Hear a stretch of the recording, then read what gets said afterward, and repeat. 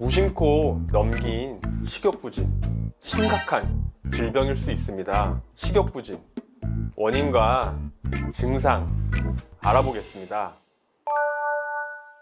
진료실에서 진료를 하다 보면 식욕이 없어서 너무 힘들다고 호소하시는 환자분들이 계십니다. 식욕이 없으시니 잘 드시지 못하고 체중도 점점 줄면서 말라가시는데 환자 본인이 많이 힘들어 하실 뿐만 아니라 이 주위의 가족분들도 상당히 걱정하시는 경우가 많죠. 담적병으로 진단된 환자분들 중에서도 이러한 식욕부진을 동반한 경우들이 많이 있습니다. 하지만 식욕부진은 증상의 일종이고 특정 검사로 진단되는 형태가 아니기 때문에 원인을 파악하기 힘든 경우가 많아 환자분들께서 왜 식욕부진이 생기는지에 대해 잘 모르시는 경우가 많습니다. 첫 번째는 소화불량으로 인한 식욕 억제입니다. 소화불량으로 미주신경이 자극되면 뇌간의 신경의 경로로 신호가 들어가서 식욕을 억제하는 기전이 작동합니다. 소화불량과 관련된 식욕의 문제는 소화관의 운동 능력이 저하된 환자들에게서 흔히 관찰되는 경향이 있습니다. 두 번째는 유명한 사이토카인입니다.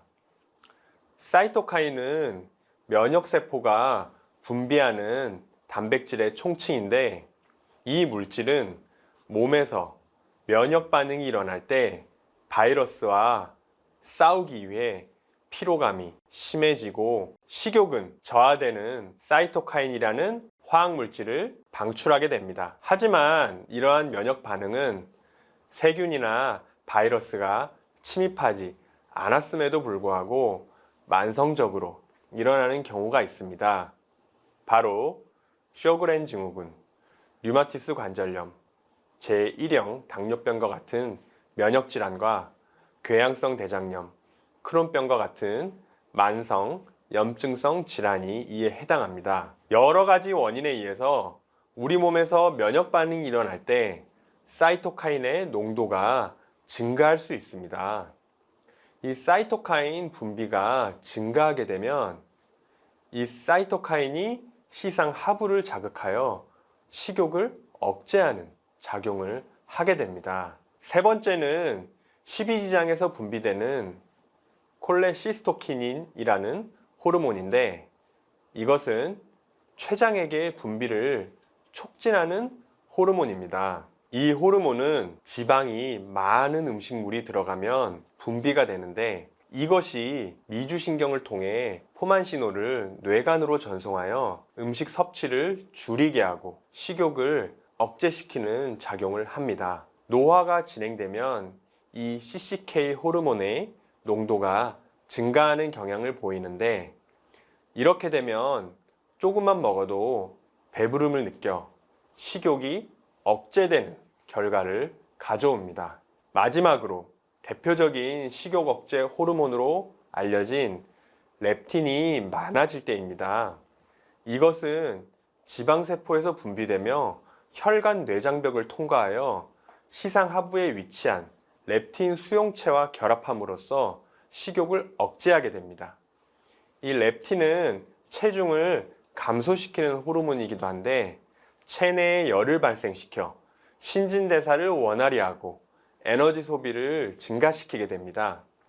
따라서 이 호르몬이 과다해지면 식욕이 억제되고 체중이 줄어들게 됩니다. 성 호르몬의 일종인 테스토스테론 호르몬은 렙틴 농도를 감소시키는 역할을 하는데 노화가 진행됨에 따라 정상적인 성선 분비 능력의 방해로 테스토스테론 농도가 저하되면서 자연스럽게 렙틴 농도가 증가하게 됩니다. 따라서 남자의 경우 나이가 들어가면서 식욕부진이 나타날 수 있습니다. 그리고 간염, 위암, 우렬성 신부전, 요독증, 정신질환 등 특정 질환에 의해 식욕부진과 체중 감소가 동반되는 경우도 많습니다.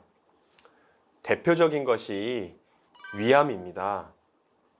우울증의 경우도 식욕부진과 체중 감소가 동시에 나타날 수 있습니다. 그렇기 때문에 식욕부진이 갑자기 발생하고 쉽게 해결이 되지 않을 때는 이러한 질환들이 아닌지 감별하는 것도 필요합니다. 종합해보면 식욕부진의 원인을 대개 호르몬의 증가 혹은 부족으로 보고 있습니다. 하지만 식욕부진은 단순히 호르몬 문제로만 접근하기에는 그 양상이 다양하고 원인이 복합적인 경우가 많은데요. 그래서 다음 시간에는 한의학적 관점으로 본 기능적인 측면에서의 식욕부진 원인을 분석해 보겠습니다.